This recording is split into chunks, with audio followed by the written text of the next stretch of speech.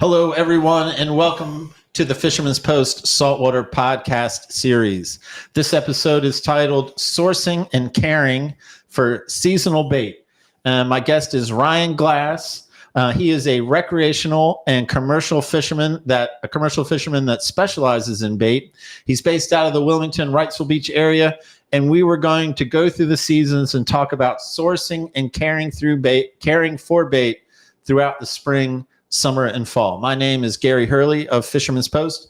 Fisherman's Post has been serving the saltwater fishing community of North Carolina since 2003. We've been bringing you fishing reports, fishing tournaments, fishing schools, membership content, and now the popular Saltwater Podcast Series, where we reach out to our captain and guide friends from up and down the North Carolina coast and ask them their thoughts, their insights on how to catch more fish more often. And in this endeavor, I'm joined by podcast co-host David Harden of Harden Creative Media. Hey, Gary. David, hello. Welcome. How's it going? It's going good, man. Welcome to 2025. We're fully in now. I think this is our second episode of the year. It sounds like the future, 2025. It is the future. It sounds like it. You are in the future right now. Have like jetpacks. I think we will have some gummies and continue this conversation later. Okay, all right. That sounds good. Well, you are going to hear everything you ever wanted to hear about bait tonight. All right, great. Well, bait's very important. You know what else is important? Sponsors. Bingo. Let's talk about our sponsors. They're great. First one up, Port City Signs and Graphics. Great shop in Wilmington. They do tons of work all over town, all over the area. High quality stuff. Yeah, it was great to have Sabrina as a guest for our end of the podcast special and get to talk with her a little bit. Let our audience meet her personally, hear her talk. And I tell you, man, she has grown a fantastic business, man. She's sharp. She's sharp in many ways. And that's the kind of person you want to do business with. If you're a small business owner, seek them out for signage and design work. That's great. And now we have part of the podcast where we do a little game on Guess the Sign. I'm going to show you two signs. You tell me the one that is made by Port City Signs and Graphics. I am ready for the game. Sign number one. My neighbor said he slipped on my gravel, but it was his own dumb asphalt. So that was sign number one. All right. Okay. Sign number two. Ooh. We have a truck and trailer from a Southeastern Community College advertising their welding technology training program.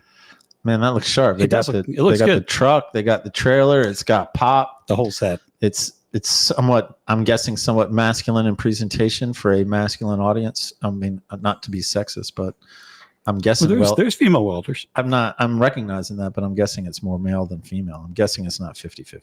All right. That's a guess. Okay. All right. Good for you, David. I'm just saying, you never know. Port City Signs and Graphics, again, as I tell you guys, I mean, they take care of Fisherman's Post, and that's what I'm trying to brand. They are business to business minded. Another great sponsor we've got is yourboatmoney.com and New Coast. And that would be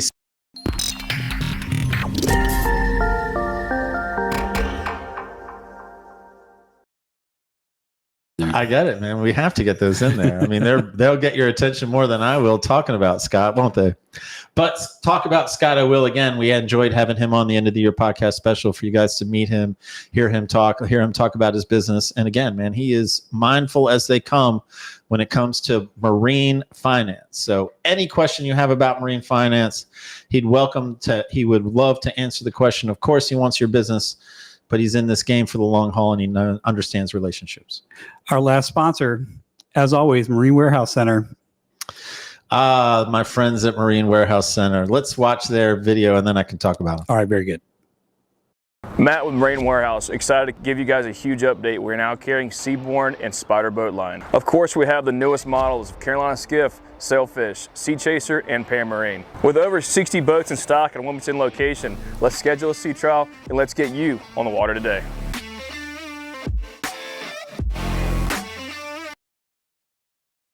Dropping the beat. They are, man. It does. It gets me every time, and I dig it. And I'll tell you, they are on mind here at the beginning of the year.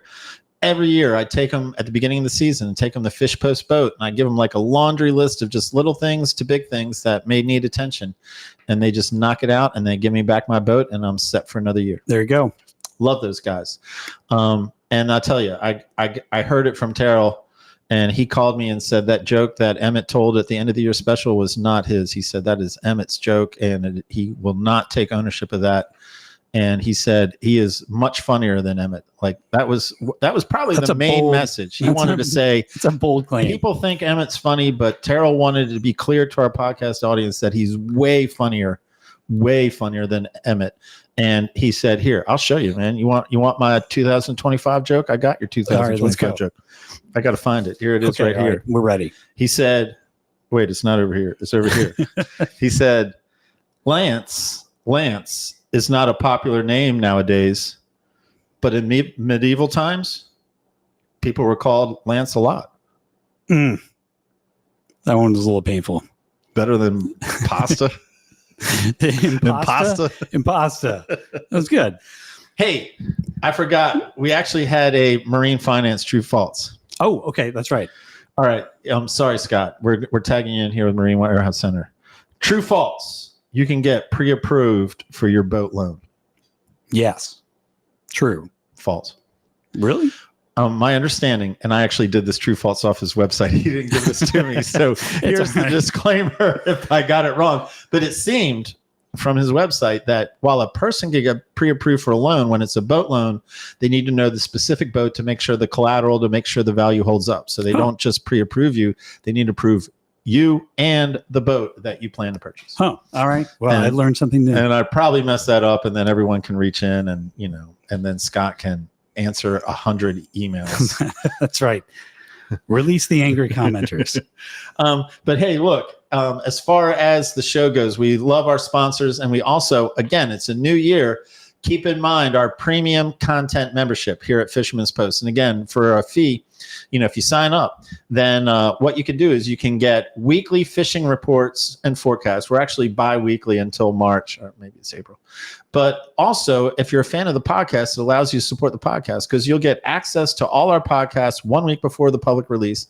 Plus, with each guest, we continue the conversation in what we call bonus content. And that bonus content is only available to our premium content memberships. So please think about it. If you didn't get what you want for Christmas, if someone just didn't get you the right gift, then gift yourself $10 a month, $100 a year, and you get a whole bunch of fishing content. And thanks again to all our sponsors. If you would like to sponsor the podcast, just contact the Fisherman's Post office and we will hook you up. Yeah, and I'm going to make one more Fisherman's Post announcement before I go to David's best takeaway because, I'm not scared of a little self-promotion. And again, if you didn't get the gift you want, the Fisherman's Post saltwater schools are coming up. Very popular. We've been doing them way longer than the podcast. We have one in Moorhead at the Crystal Coast Civic Center on Saturday, February 22nd. And we have a new one, not Wilmington this year, but Southport, Sunday, March 9th at the St. James Community Center. And all our schools are designed where we bring in like 15 to 20 captains. And so each hour you have numerous choices of sessions to sit in on. So you're never forced to sit in on something that doesn't interest you. Don't want to hear about red drum, then go to trout. Don't want to hear about trout, then go to grouper. Don't want to hear about grouper, then go to Spanish mackerel. Don't want to hear about that. Then on and on and on you can go. Like every hour you have something like 8 choices. So you're always sitting in on a session that most interests you.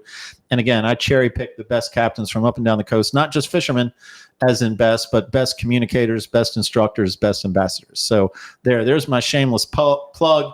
And now, David, when I'm finished talking bait with this dude, Ryan, and I do mean dude Ryan, when I'm finished talking with him, I'm looking for David's best takeaway. I will be ready for that. All right. Well, then it is my pleasure to welcome to the show, man. Longtime friend. He's actually the weighmaster at the Fisherman's Post Red Drum Tournaments. Ryan Glass, welcome to the podcast, man. Thank you very much for being a part of the show. Hey, evening, Gary. How you doing? Man, doing good. And excited about this. Again, known you for a long time. Know how the interest you take in both the recreational and the commercial side of fishing, and your products and your species. And so I'm very much looking forward to this. But as I say, as much as I'm looking forward to it, no one gets on the podcast until they answer 2 questions. You tell me you're ready. I give you question number 1. I'm ready. Hit me. All right. So the first question is, all these people that watch or listen to this podcast, why should they keep watching? Why should they keep listening? Why should they listen to you, Ryan Glass, talk about bait? I've been fishing in North Carolina waters since 1998. And the last 16 years, I've been fishing commercially in this area. So you can only learn so much from the books or the papers or whatever else, but time on the water has taught me a lot, going through all the seasonal stuff year after year, whether it be weather, storms, messing up the bait. I'm still able to find it every year, basically due to a lot of knowledge, that I've just accumulated over the years.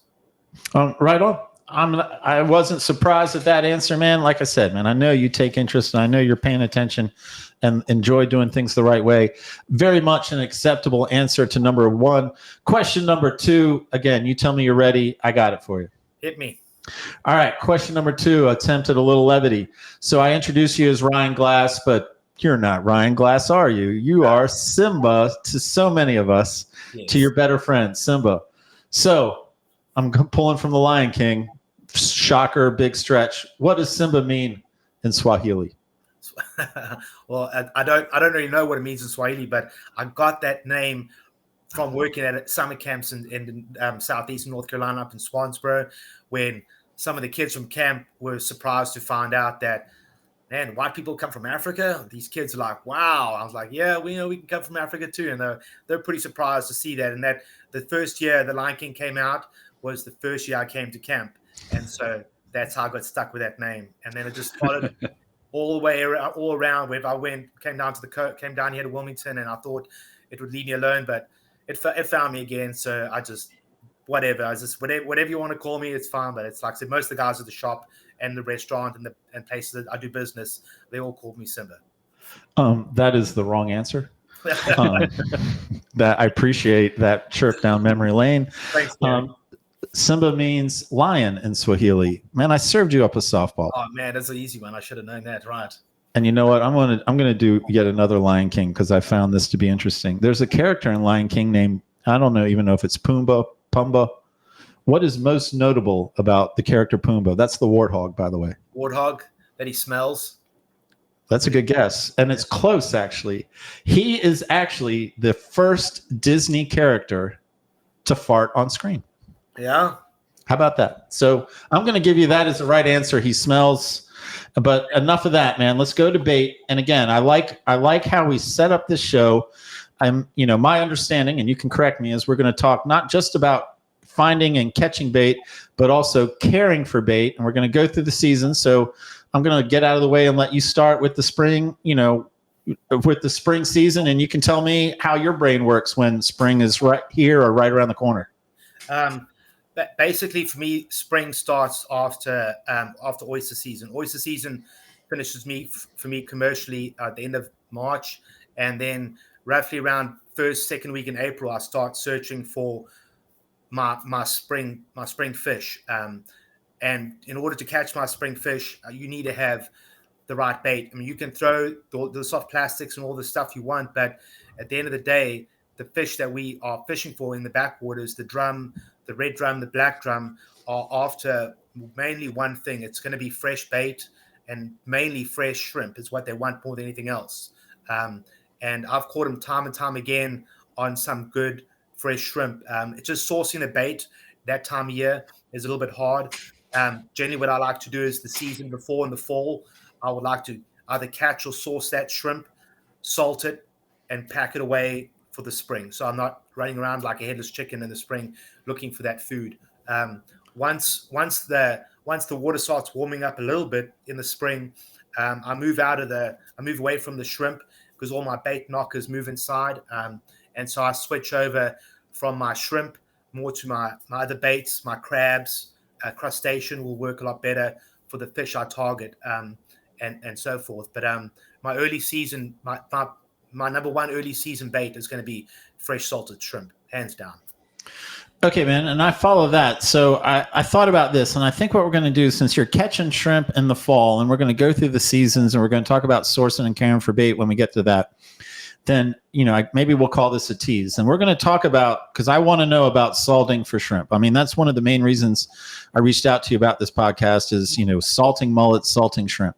So that aside, you're not catching shrimp. I understand the mentality of shrimp. But then what is the first bait in the spring that you start catching and then, caring for so that it's the freshest possible when you use it to fish. That would be, it was going to be the sand fleas in the spring and then the crabs. You can get fresh shrimp from the fish houses in the spring. That's going to be fresh. I just don't know if it's going to be fresh local. Okay, I follow that. So let's focus first on sand fleas. And I've heard this. I mean, we host some surf fishing tournaments. I hear it from these guys. Some people are good at finding them, and most people aren't. So, what insight, what help can you give us for finding spring sand fleas? It's more about the beach than it is about finding the fleas.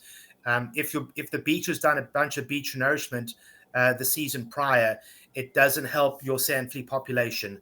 The area that we look down at Wrightsville, if I'm looking for fleas down at Wrightsville, I like to look around the piers, in and around underneath the piers, if I'm going to find sand fleas there for my best bet. Otherwise, Topso and Carolina Beach are both better bets than Wrightsville to find fleas, just because of less beach nourishment to those beaches, basically.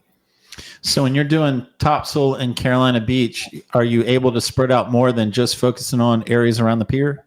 Yes, you can pretty much walk down the beach on a high tide falling, and you will see they'll make signs in the sand. When the wave pulls up on the beach and washes back down, they stick up their little antenna to feed or whatever's in the water. And so when they do that, they give you that little sign.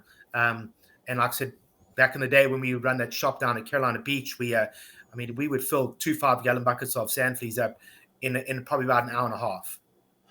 Wow. All right. So my audience, this is how I approach the podcast is I've got an audience, and I just start basic and, think they have questions galore. So already you're helped us out. So high tide falling, if you could pick it, yes, can't always pick it, but if you can pick it, high tide falling, and then maybe a little bit more on what, for someone who's never seen it before and they want to go out and do this, what is it that they're looking for? It's hard to explain. There's a definite disturbance in the sand. When the water pulls back, it's almost like a raised mound in the sand. The sand fleas are very distinct, and when you get close to them, it'll be even easier to see. You don't want to get right up on top of them because it will spook them back into the water, and they'll reset maybe down the beach a little ways, or they might come back and reset where they were. But they don't like to. If you get too close to them, they will come out of the sand and move away. So if you are approaching them, make sure you are a little bit quieter. Then you don't want to be stomping around because it will affect them. It will chase them away. So if you're, what do you do, man? Do you just start walking down the beach line, and then when you see something, you stop? It's not like you're going to wait and see if they present. They're either there or they're not. Either there or they're not. And you can, I'll be able to see them from, 40, 50 yards away. There's, when the water comes back off the beach, that it gets pulled back down to the ocean, there's this distinctive sign on the beach. It almost looks like you've painted the wrong way. It almost looks like if you're watching mullet in the fall swimming down the bank, they make a distinctive sign. They make that, you can see them on top of the water, their surface, they make a distinctive sign. It's the same with the sand fleas. They make a distinctive sign. And if you don't, sometimes what I'll do is if I'm in the beach in the spring, if I'm walking down the beach, you can always ask people, and the people that will help you the most are the kids. And you ask them, I'll say, hey, listen, have you guys seen any of those little bugs you guys catch in the sand? And if they say, yes, I've seen over here, I'll just hang around for a while, because those are the people who play with the bait, are the kids on the beach. So they're like crows for me, and they're going to tell me kind of, hey, is there something here, or should I just keep walking down the beach? And what is the tool? What's your preferred tool to dig them up? The Sandp Rake is the best. It's hands down the best. And you can buy those through pretty much any tackle shop you want. They're made out of metal. They last the longest. They last the best. I mean, there's pretty much the best way to get them. You can make any other device you want. More so often that you're going to end up hurting yourself. The way I see those guys with 5-gallon buckets, they do all kinds of stuff to them to orientate them, but the rake is the best. And if I'm raking them and I'm successful, I'm putting them in a 5-gallon bucket, and there's nothing else in the bucket. There's no sand. There's no water. I just stack them on top of each other. If you put sand fleas in the water, in a bucket full of water, you'll kill them, because they don't like to be in that too deep in the water. They want to be in and out of the water, that little zone there. So They don't like to be buried in the sand, or they also don't like to be covered by the water. But generally what I do is once I've got my sand fleas, is that they're live, and now I want to be able to package them or bag them. I don't, if they're fresh, I don't blanch them. But if I'm going to keep them for over a long period of time, I will blanch a couple bags of sand fleas. Yes. All right. So you are overestimating me when you're using a word like blanch the sand fleas. So my follow-up is, I got a couple. Okay. And and this is great. I mean, I don't even know if we're going to get out of the spring at this pace. No, you won't, no. But like my question before you even started talking was like, all right, you already told me you can fill up a 5-gallon bucket, so I know you can put a bunch in there. Okay. But my question was going to be like, all right, if I'm catching this for a tournament weekend or just a fishing trip or just a fishing weekend, I want to catch bait. Like, how long will those sand fleas last? Okay. What can I do to make them last longer? And you're going to have to tell me what blanching means. Okay. And then I had another question, or how long, I guess that's related. How long can I keep them healthy, and how do I keep them healthy? Okay. When we would sell them at the shop, we would sell them live. When we'd bring them back, so we'd put like a small makeshift, like little sand in a cooler for them. You can do that if you want. Basically, to me, they're like shrimp with a shell. So it's not about really keeping them alive. It's keeping them not from being brittle. If they become brittle, once you put it on the hook, it's too easy for those fish to tear it off. So I'm trying to make him a little bit more tougher, not as brittle. So if I'm going to keep them for a tournament for the week, they'll last me about 5-6 days without me having to do too much with them. I've got to drain them, for a little bit. I'll freeze them, put them in the fridge, whatever, just to keep them fresh. They'll last for those 4 or 5 days. If I want to extend that, then I'll take some hot water and it doesn't have to, I don't want it boiling. It's just got to be hot water. I'll dump them in there until they turn a slight pinkish color like shrimp. And then I'll take them out of there, bag them and freeze them. And by blanching them like that, kind of keeps them together, makes them a little bit tougher. And it does make them as brittle when you use them later on. Okay. To go back to the 5-day plan, you're keeping them either in a cooler on ice or in a refrigerator. You're not freezing them. No, I'm not freezing them. I'll freeze the ones that I blanch, but I try and keep them because those sand fleas over those couple of days, the more they pee, like I said, what I do is I package them in like I say, a Ziploc bag, in a quart-sized Ziploc bag, and the longer they go, the better they get because they are releasing all kinds of stuff in that bag. They're not doing well, but it's not about them being well. It's about the smell. I need the smell from the sand fleas in the early season because that's what's driving those fish. It's like the same thing. Why does a drum, when I throw a piece of shrimp in the hole, why does he swim over to eat it? That shrimp is not swimming around, but it's a sense of smell that he has. He knows what that smell is, and he knows that he can eat it. It's the same thing with the sand flea. When you can drop it down, I'm putting them on 2-3 at a time. I'm using it as like a piece of shrimp. Early season for black drum, sheep's head, and redfish, it's a dynamite bait.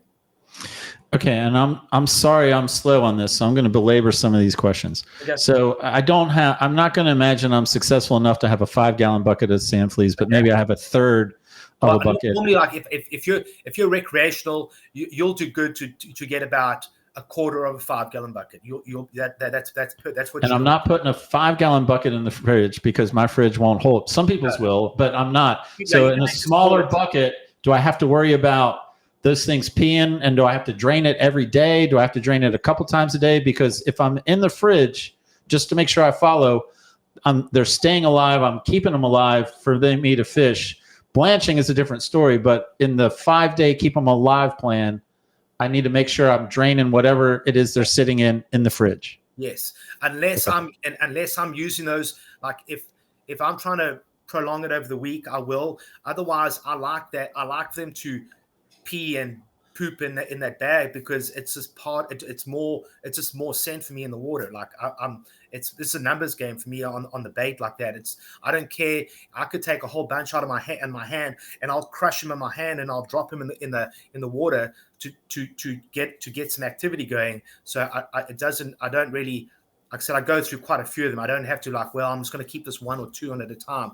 Sometimes I'll put 2, 3, 4 on at a time. I'll crush a whole bunch in my hand and I'll dump them in the hole, and let that scent get in the hole, and we'll get the fish moving around, especially in the spring when the water's a little bit cold and a little bit lethargic to move. Okay, and then this might be my final question.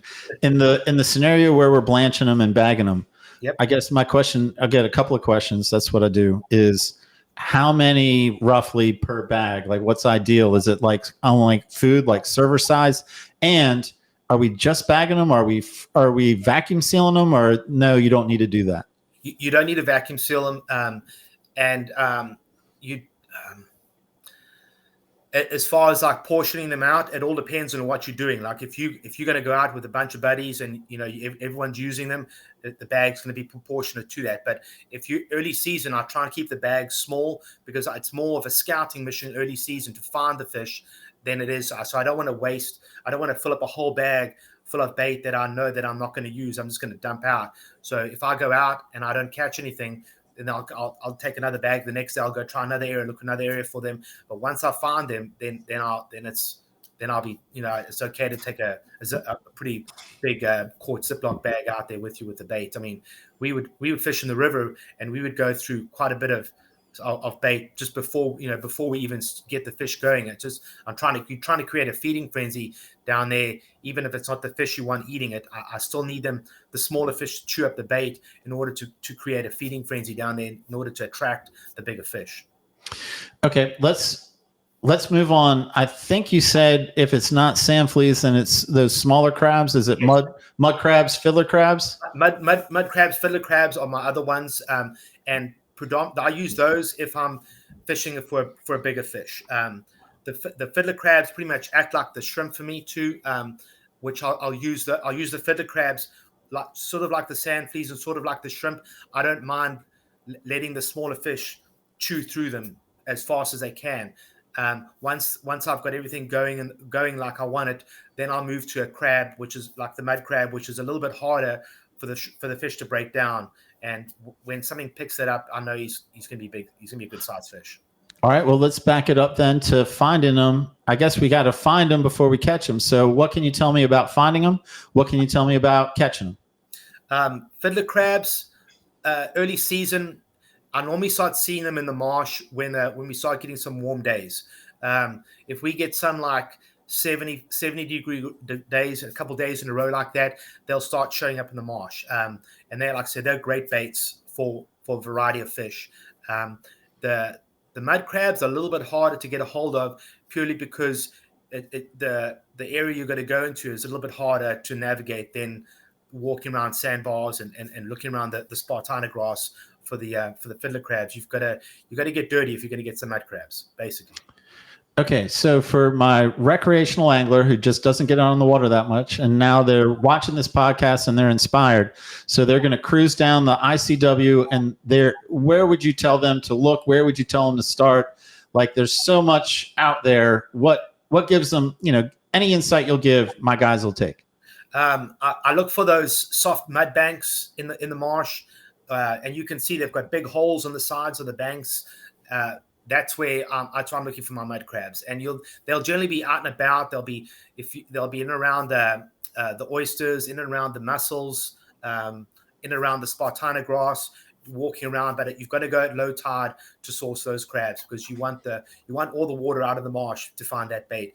You can turn some oysters over and some rocks over, but the closer you move to the oysters, the more you move into that stone crab area too, which is a little bit. It can be funny trying to figure out if it's a stone crab or a mud crab when you're reaching in the mud and you pick up a crab that's covered with mud. But I know that if I'm digging crabs out of the bank, they're going to be mud crabs. Okay, so now where I'll go with this questioning is I'm going to take it this way. Like, I'm going to imagine that most of my guys on the boat have gone past and they've seen an area where fiddler crabs are scampering back to their hiding grounds just because the boat's going by. So how do I, like, I live on Howe Creek. I've seen it. So how do I go from I've seen crabs regularly in this location? How do I go from that observation to actually catching them and getting them in a 5-gallon bucket? Yeah. So how do I sneak up on them? How do I approach them? And then, how does it happen? It's the thing with fiddler crabs is that they get preyed on by birds. So any sort of motion near them, and they're going to go running towards the grass. There is an easier time to catch them in the summertime, but in the springtime, I'm literally picking them up by hand because once again, it's a pretty slow bite in the spring, and I've got a bunch of other baits, and I'll pick up the fiddler crabs one at a time by hand. When they become a lot thicker in the summertime, there's a couple things they've got to do. They have to go down to the water to drink, and at low tide, they move down to the water. And when I'd get them commercially, what I would do is that I would dig a hole up on the bank, enough for me to put a bucket in the hole, and then I would create a funnel around the hole so they couldn't get away from the funnel, and I would chase them up from the water back up the bank, and they would literally run up, hit the funnel, run up, and straight into the bucket and fall into the bucket. So I wouldn't have to pick any up. But that's only like when they become a lot thicker. Later on, like I'd say mid late spring, early summer, you'd see them like that. All right, you might be overestimating me again about burying a bucket and making a funnel. So I can catch them by hand, spring or summer. Are they slower in the spring and easier to grab by hand, or they're easier like that. If the easiest way to get fiddler crabs is at night. Okay. Because there's no that you're using their own stuff against them at nighttime. There's no prey. They're not getting preyed upon from above. The birds are not there, so they can walk around without being harmed at night. And so if you go out at night in the low tide in the early summer, you're going to see them out and about and on the sandbar. But it's got to be, I mean, any time the sun's got to have been down for about an hour or so for them to start moving around. And it's pretty easy because they don't run away from you at night because they don't expect anything to be picking them up. Does someone like my podcast partner David need to be worried about them pinching his tender hands? They'll give you a pinch. They're not like a blue crab where they'll saw through you. But I've had some pretty interesting times with a friend of mine who thought it would be funny to put it on his nose. Now, the fiddler crab, they're going to get you. They're going to get you if it's in the small part of your finger or underneath your nail. They'll get you because it's a small piece of skin.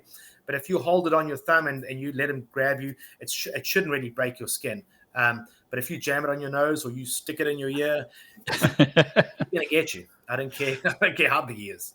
All right, let's talk about now. Let's assume that you have given us enough advice to be successful. I now have some fiddlers in a 5-gallon bucket. How do I care for them? How do I keep them alive the longest? What's the process? So fiddler crabs a little bit easier than sand fleas. I've got some friends down at CB that are crazy sheephead fishermen, and they care for fiddler crabs like they're children over the winter time, so they don't have to source them in the spring. And they pretty much keep them outdoors. And it's like they keep some water on the bottom of it. They almost like keep them like pets. They put some sponges in there. They feed them a little bit of dry dog food that they feed, and it's pretty much just like the aquarium pets. But they can keep at least about 200 alive. Is what they keep 200-300 alive pretty easy over the winter time until the spring. So that's what those old timey guys do that. But they're pretty easy. Like as long as you wash them off and keep them clean, they don't mind if you knock them off with fresh water.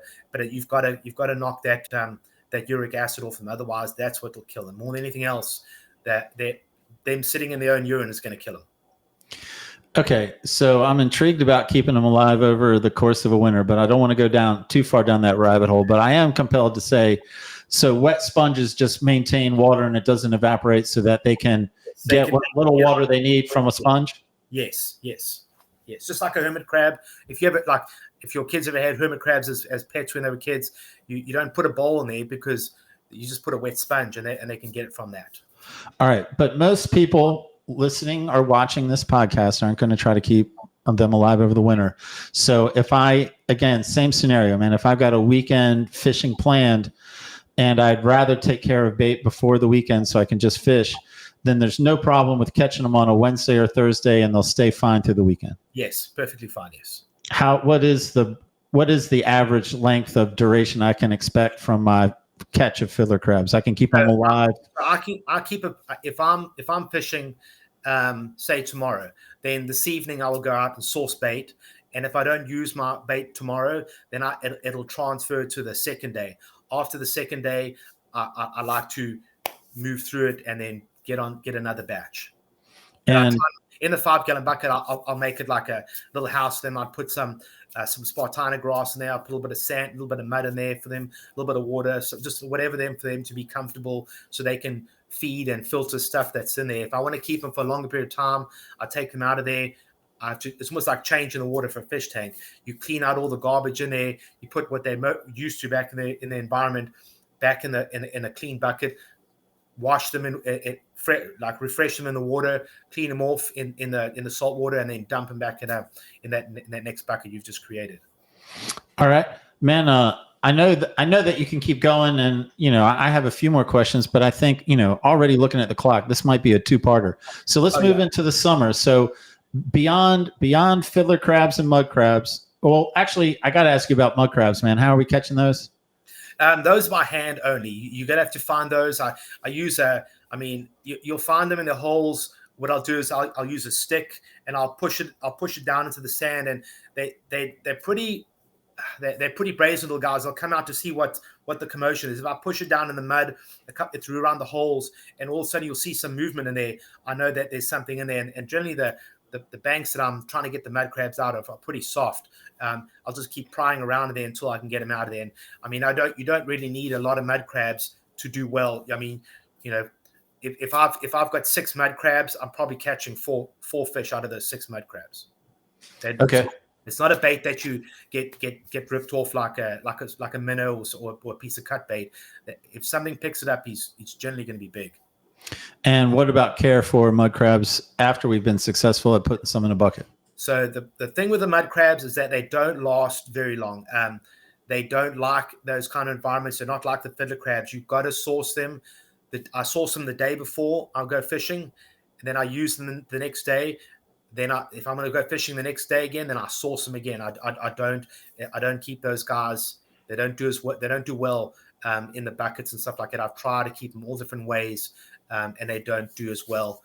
If they do die on me and stuff like that, I generally don't throw them away for nothing.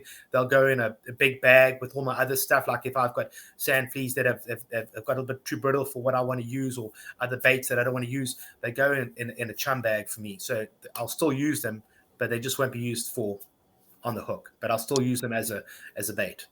I follow. All right, now let's transition either to late spring or early summer, whatever follows, Simba, whatever for you follows, like the fiddler crab, sand flea, mud crab. Well, the problem is that the area that we have has changed due to the fishing. Back in the day, everyone would always catch minnows in the spring and go catch their flounder or their drum, but due to regulations and stuff like that, it's kind of changed the bait business. I never thought I would ever see crabs outsell minnows in a tackle shop. I just didn't think it would ever happen. And but that is definitely the case these days. My bait in the spring, my number one bait in the spring for as far as the minnows go, is going to be those marsh killifish. People call them tiger minnows, striped killifish. That's if I'm looking for a live bait, a live minnow. That's my toughest minnow I've got in the marsh. And if I get those, it's going to be a good day for the drum. Okay, so mud minnows, no. I will use mud minnows, but they've got to be a good size. And in the springtime, it's hard to find big mud minnows. I can find lots of mud minnows, but they're going to be small. But if instead of getting the mud minnows, if I go target the killifish or the what people call tiger minnows, they're going to be a lot bigger, and so I'm getting a bigger bang for my buck on the killifish, the tiger minnow. Okay, so for mud minnows, everyone can feel like a champ, man. You put a piece of chicken in there, you throw it out, and man, you're a genius. Like you said, you might get a bunch of small ones, but you're going to catch bait.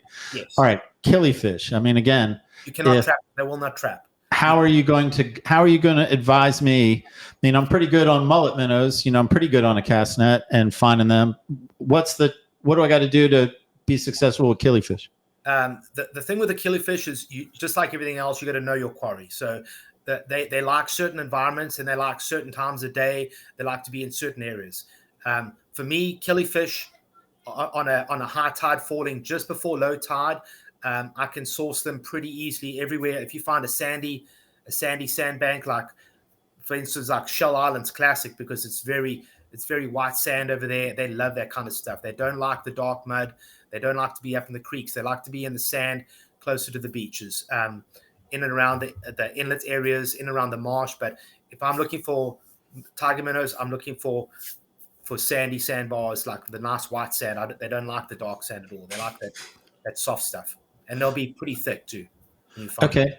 So, man, again, I said, like, all right, I'm solid on mullet minnows. So is it just habitat and then it's almost like the same thing? Like, am I looking for the same, V's, the same ripples, the same pods that I'm looking for with mullet minnow?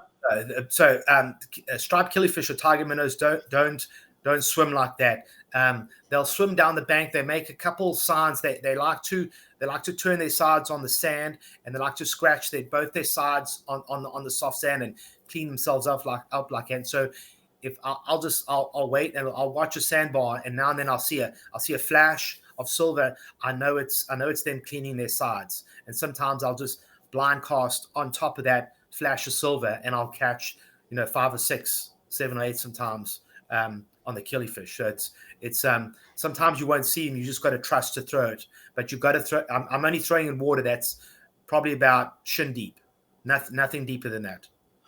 And I mean, I know I know a little bit. So we're talking shallow water. So I'm guessing you don't need a real heavy net, and I'm guessing you don't want a wide, as in you want a smaller mesh net. Is that true? Like, what are we concerned about sinking fast? What are we concerned about? We're not concerned about sinking fast because they're not going to spook like that. The thing with the killifish is that if your mesh is any bigger than 3/8 mesh, that they're gonna make their ways through those holes. For me, if I'm inside, which is inside is anything back behind the inlets, I like to use a 7-foot net, 3/8 mesh. Bet salt is pretty much the standard. I mean, I've been using that commercially for a long time. I've just switched this year to a Super Pro net, but it's still a Bet's net and it's still a 3/8 mesh, just made a little bit better. That's all. Okay, and from what you were just saying, I guess, like, if I am looking for them and I do throw a cast net and I catch 5 or 6, then I'm doing good. It's not nothing like pogies, nothing even like mullet minnows. When you hit them, sometimes you hit them. You got to work at it. Yes, and like I said that, and you're going to get a good minnow. You're going to get a good sized minnow. I mean, your minnows are going to be 3 inches as opposed to an inch. For the mud minnows, a good sized mud minnows, 1.5 inches. I mean, a killifish, and you get those really big ones, you can get up to 3 inches. And so I don't have to catch a bunch of small little minnows, because if they're small, everything's going to eat them. But like I said, those killifish, when they get big like that, there's not really a lot of stuff that kind of messes with them, and they live a long time on the hook, even with other stuff beating them up. I've caught a fish on a killifish and brought him back in and thrown the fish back in the water and kind of just looked at him. I was like, oh, I can still use them, and thrown him back out, then caught a second fish on that bait again, just because they're pretty hardy baits as far as they go, as far as the minnows go. Okay, what about again, in this scenario, I have been successful. I actually found 24 killifish. How do I care for them? How do I keep them as fresh and lively and alive as long as possible? It all depends on your access to the water. If you have a dock, you can hang them off the dock in a bait bucket. If you don't have a bait bucket, you can use a bubbler. They're not like the mullet minnows or the pogies who they require a lot of oxygen in the water, but they're not as good as the mud minnows, who can just sit down and you won't lose any. So you do need a bubbler for those guys in order to keep them alive, unless you're hanging them from the dock or another water source. But a bubbler is the best way, I say. Okay, so for those of us with access to a dock or a boat at the dock, and we can keep a flow troll there, and you know what I'm talking about. I mean, there's the red ones, there's the yellow ones, and they lay on their side. And I don't even know what the exact number is, but I know if I put too many mullet minnows in one of those, then they're not going to do well. I have to keep from putting too many in there. Is there a number that comes to mind, or is that a concern with these killifish? So if I'm fishing in the springtime, if I have, like I said, I can only catch, a few fish as far as with the minnows. And so if you have 2 dozen killifish in your flow troll, you should be fine, and they will be just fine, just like that. And for the springtime, you shouldn't really need any more than that as far as that bait goes. Okay. And so Killifish is on your mind in what months? I would say end of April, beginning of June is kind of when they start getting pretty active. And this, as far as the bigger fish start moving in, the bigger drum, they do like a big live bait like that. Flounder love them, but once again, due to regulations, I used to get a lot of people that would tournament fish in the springtime. They would call me up and ask me to personally source those killifish for them so they can use them for the tournament. So they were after those fish. I'd even drive down to Southport for guides and say, hey, listen, we have a tournament this weekend. We'll take 150 killifish. Just bring them. I was like, okay. So, and it's something they really like for the flounder. Like I said, it's a tough bait, and it's pretty hardy. So it's well used. A lot of people don't use it because it's a little bit harder to get a hold of more than anything else. So are you telling me that by June they get prolific, or by June you're starting to focus on something else? By June, they're pretty thick. The killifish are really thick by June. That's thick. And they'll stick around how long? When do you stop seeing them? They will stick around. They do like the cooler water and the colder water, so they don't go away in the fall too much. I'd say I'd see them around of October, still pretty well. Okay, I got one more spring question, or late spring question, and that has to do with blue crabs, man. And so I know you're versed. I know you know the regulations, better than most people I've ever met. What's the deal with using blue crabs for bait? So you can use blue crab for bait if you're chunking it up in big pieces and guys put them on the hook. Guys do use blue crabs, small blue crabs for live bait. They are very good. It's what the fish are eating, but it is illegal to use undersized blue crabs for live bait. You can use the big ones and cut them up in chunks, but at that point, I'm going to be using sand fleas or the fiddler crabs or the other stuff that I don't have to sit there and chop that stuff up. So as long as the crab meets the definition of a legal crab, it measures out, then I can use it. But if it's under that legal size, then I can't use it, even if I'm using it for bait, because I'm in possession. Yes, you're in possession of it, even though you're not eating that crab, but you're still in possession of the undersized crab at that point in time. All right, Ryan. Hey, as you can tell, man, I am full of questions and I'm fully in on this conversation, and I'm looking at the clock, and we're not even really into summer, man. I think we've just touched on summer. So what we clearly have here is a two-parter, man. We are going to turn our Ryan Glass seasonal bait into two parts. So let's bring part one to a close, and then we're just going to do this all again, and we're going to talk about summer and fall. So as I'm bringing sort of early spring, late spring, and I guess we touched on early summer, what I like to do with our guests is say, all right, man, what about some final thoughts, man? Anything about spring bait, early summer bait that you didn't get a chance to say, something else you'd like to add to the conversation, or just any advice in general you give to my crowd who really wants to capitalize on live bait or bait fishing? Trial and error is going to be your best friend. I can talk to you about a million different things, but until you go out there and try it yourself, that's going to be your best way to figure stuff out. Going out there and we give you a broad, pretty broad look over here on some stuff, but going out there and taking a look and seeing on those days and spending the time to look and see what they do. The more you do it, the easier it becomes. It's like, riding a bicycle. It just becomes easier over time. And sometimes people ask me, like, how you see the sand fleas? We can't see them. And eventually I'll start showing them, and they'll start seeing them. And then they start seeing them further down the beach. But once you teach them the first time, it becomes a lot easier. But it's getting over that first hump, just being able to do that kind of stuff. So you really need to just put yourself out there and just and fish a lot. It's the best way to, it's the best way to do it. All right. Hey, Ryan, again, man, as you can tell, man, I'm full in on this conversation. I'm already looking for seasonal bait part 2. But right now I'm going to say, man, thank you so much for your time. Thank you so much for sharing so much information. And we're going to bring you back, and we're going to do it all again for volume 2. Sounds good. Thanks, Gary. You got it. All right, David Harden. Hello, Gary. Man, if you don't have a David's best takeaway, then you are fired. I've got notes, but you're limiting me to one takeaway. You can give one honorable mention, and then you Okay. can give me one, David, because the best takeaway is not David's two best takeaways. Okay, all right. Well, my best one is this new word that I learned was blanch, which I had never, I've never heard. Apparently, it's a cooking term as well, but pouring the hot water over the sand fleas before you prep them to freeze them, so you can keep them for the next season. I agree, man.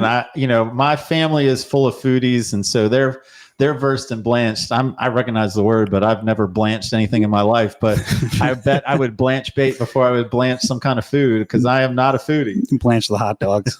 Yeah, man, that works. You have I'll bite. You have an honorable mention? The Killifish. I'd never even heard of a Killifish, but apparently they're the bait to get. Well, I have heard him mention more, Ryan and, his, buddy, or at least in the circles I run with, John Metzger, man, they talk about Killy Fish and have talked about them for years, but I've never capitalized on them. I've never, I've caught them by happenstance, but I've never targeted them and caught them and then used them purpose driven and all that.